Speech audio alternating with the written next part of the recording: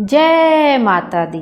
या देवी सर्वभूतेषु दुर्गारूपेणी संस्थिता नमस्तस्यै नमस्तस्यै नमस्तस्यै नमो नमः। प्रेम से बोलिए माता रानी की जय। आप सब भी कमेंट में जय माता दी अवश्य लिखिएगा। आइए आज के वीडियो में हम माँ कूष्मांडा की व्रत कथा का श्रवण करेंगे। नवरात्रि में चौथे दिन माँ कूष्मांडा की पूजा की जाती है। अपनी मंद हल्की हंसी के द्वारा अंड यानी ब्रह्मांड को उत्पन्न करने के कारण इस देवी को कूष्मांडा नाम से अभिहित किया गया है। जब सृष्टि नहीं थी, चारों तरफ अंधकार ही अंधकार था, तब इसी देवी ने अपने हाथ से ब्रह्मांड की रचना की थी। इसलिए इन्हें सृष्टि की आदि स्वरूपा या आदि शक्ति कहा गया है। इन देवी की 8 भुजाएं हैं, इसलिए यह देवी अष्टभुजा कहलाती हैं। इनके 7 हाथों में क्रमशः कमंडल, धनुष, बाण, कमल, पुष्प, अमृतपूर्ण कलश, चक्र तथा गदा है। 8वें हाथ में सभी सिद्धियों और निधियों को देने वाली जपमाला है। इन देवी का वाहन सिंह है और इन्हें कुम्हड़े की बलि दी है। संस्कृत में कुम्हड़े को कूष्मांड कहते हैं, इसलिए इन देवी को कूष्मांडा देवी कहा जाता है। इन देवी का वास सूर्य मंडल के भीतर लोक में है। सूर्य लोक में रहने की शक्ति क्षमता केवल इन्हीं में है, इसलिए इनके शरीर की कांति और प्रभा सूर्य की भांति है, दैदीप्यमान है। इनके ही तेज से 10 दिशाओं आलोकित है। ब्रह्मांड की सभी वस्तुओं और प्राणियों में इन्हीं का तेज व्याप्त है। माँ कूष्मांडा की सच्चे दिल से आराधना और पूजा करने से आयु, यश, बल और आरोग्य प्राप्त होता है। इनकी पूजा करने से भक्तों के रोगों और शोकों का नाश होता है। यह देवी आयल्प सेवा और भक्ति से ही प्रसन्न होकर आशीर्वाद देती है। सच्चे मन से पूजा करने वाले को सुगमता से परम पद प्राप्त होता है। विधि विधान से पूजा करने पर भक्त को कम समय में ही माँ की कृपा का सूक्ष्म भाव अनुभव होने लगता है। ये देवी आधियों व्याधियों से मुक्त करती हैं और भक्त को सुख, समृद्धि और उन्नति प्रदान करती हैं। बोलिए कूष्मांडा माता की जय। आइए अब कूष्मांडा की माता की व्रत कथा का श्रवण करते हैं। माँ कूष्मांडा के प्रति अटूट श्रद्धा भक्ति भाव के साथ इस दिव्य और परम पुण्यदायी कथा का रसपान करते हैं। सभी प्रेम से बोलिए कूष्मांडा माता की जय। आइए अब कथा की ओर चलते हैं। पौराणिक कथा के अनुसार किसी देश में सुशील नाम का एक निर्धन ब्राह्मण रहा करता था। हर दिन मिलने वाली भिक्षा से ही वह अपने परिवार का पेट पालता था। उसका परिवार बहुत बड़ा था, इसलिए वह प्रातः काल होते ही भिक्षा मांगने के लिए घर से निकल जाता और शाम होने पर लौट कर आता। फिर देवताओं, पितरों और माँ दुर्गा के साथ ही अतिथियों की पूजा करने के बाद, आश्रित जनों को खिलाने के बाद ही वह स्वयं भोजन ग्रहण किया करता था। इस प्रकार भिक्षा को वह भगवान का प्रसाद समझकर ग्रहण करता और इतना दुखी होने पर भी वह दूसरों की सहायता के लिए सदैव तैयार रहा करता था। गरीबी के कारण उसका मन हमेशा दुखी रहता था, फिर भी वह सदैव धर्म कर्म में लगा रहता और अपनी इंद्रियों को अपने वश में रखता था। इसलिए वह सदाचारी, धर्मात्मा और सत्यवादी था। उसके हृदय में कभी भी अहंकार, क्रोध या ईर्ष्या जैसे बुरे विचार उत्पन्न ही नहीं होते थे।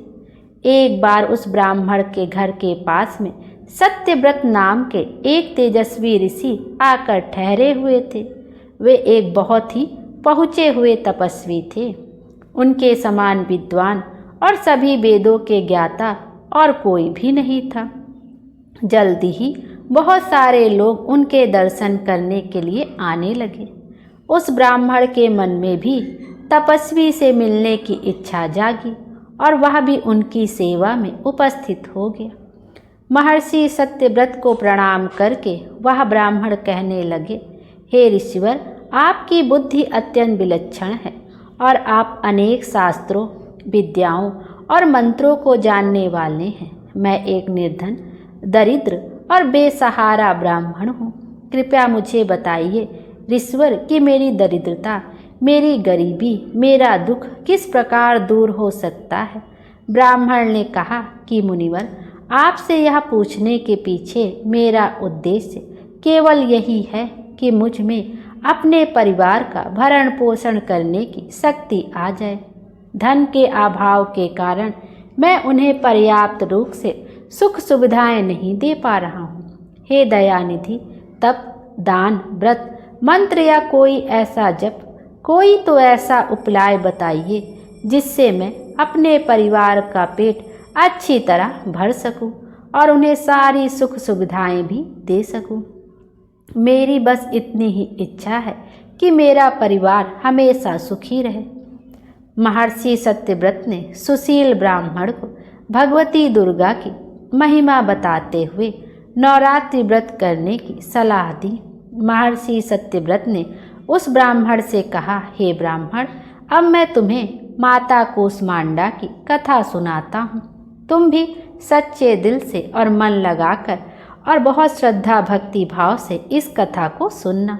इस कथा को सुनने मात्र से व्यक्ति की अनेक प्रकार की बीमारियों का दुख दूर हो जाता है, उन्हें सद्बुद्धि मिलती है और सुख समृद्धि प्राप्त होती है और उनके मन में माता के प्रति अटल भक्ति भी जागती है। यह उस समय की बात है जब संपूर्ण ब्रह्मांड अंधकार में भरे हुए एक शून्य के समान लग रहा था, लेकिन फिर दिव्य प्रकाश की एक किरण चारों ओर फैली अंधेरा उजाले में बदल गया। अब उस प्रकाश की कोई सीमा नहीं थी। देखते ही देखते वह दिव्य प्रकाश एक दिव्य नारी के रूप में बदल गया। वह और कोई नहीं बल्कि स्वयं देवी कूष्मांडा थी। अपनी मंद हल्की हंसी के साथ अंड यानी ब्रह्मांड को उत्पन्न करने के कारण इन देवी को कूष्मांडा नाम से पुकारा गया और देवी कूष्मांडा के मुख की मुस्कान के कारण ब्रह्मांड का जन्म हुआ। हे ब्राह्मण, उन्होंने ही पृथ्वी, सभी ग्रहों, चंद्र, सूर्य, तारे और आकाश गंगा को अस्तित्व में ले आई। संसार में जीवन बनाए रखने के लिए सूर्य देवता की आवश्यकता थी, तो माँ कूष्मांडा ने अपने आप को सूर्य में समाहित कर दिया। सूर्य संसार में जीवन का पर्याय है, तो देवी कूष्मांडा उनकी शक्ति है। माता कूष्मांडा ही समस्त ऊर्जा का स्रोत। जब वह सूर्य भगवान के मूल में वास करती हैं, तो देवी का अलौकिक तेज भगवान सूर्य को जीवन प्रदान करने की, उन्हें प्रकाशवान बनी रहने की क्षमता देता है। कूष्मांडा देवी के बिना सूर्य देव शक्तिहीन है और यह देवी कूष्मांडा की ही शक्ति है कि कूष्मांडा इतनी शक्तिशाली है। इनसे ही सारा जग रोशन है और ये देवी केवल एकमात्र ऐसी देवी हैं जो कि सूर्य मंडल के भीतर के लोक में निवास करने की क्षमता रखती हैं। माँ की पूजा करने वाले व्यक्ति को अनेक प्रकार के सुखों की प्राप्ति होती है और ऐसा व्यक्ति अपने जन्म जन्मांतर के पापों का नाश करके माता की कृपा से इस जीवन में सभी प्रकार की सुख सुविधाओं की प्राप्ति करता है।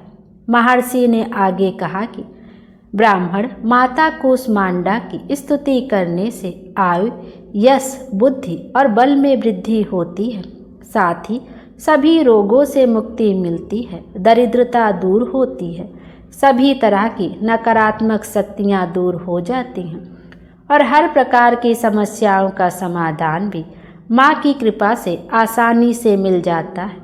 इनकी पूजा करने से सुख, समृद्धि और उन्नति मिलती है।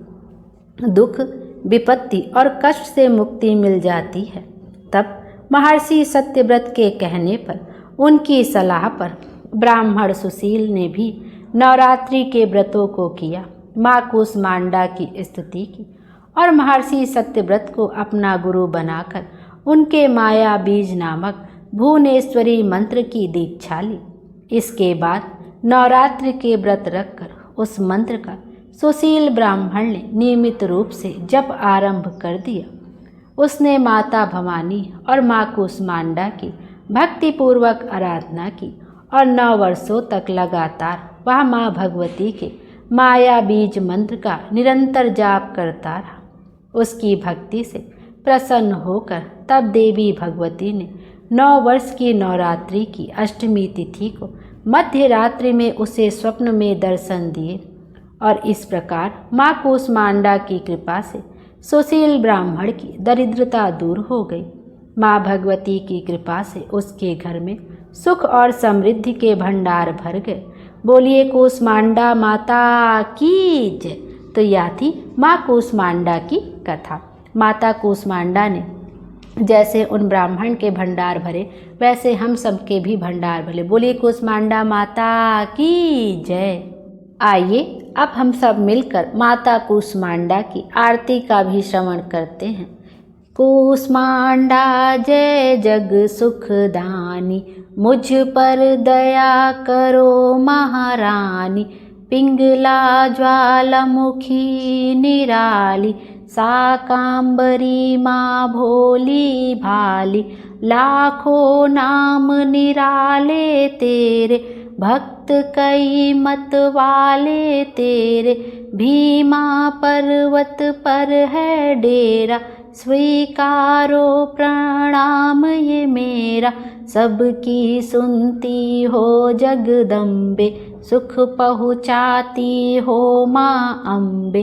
तेरे दर्शन का मैं प्यासा, पूर्ण कर दो मेरी आशा।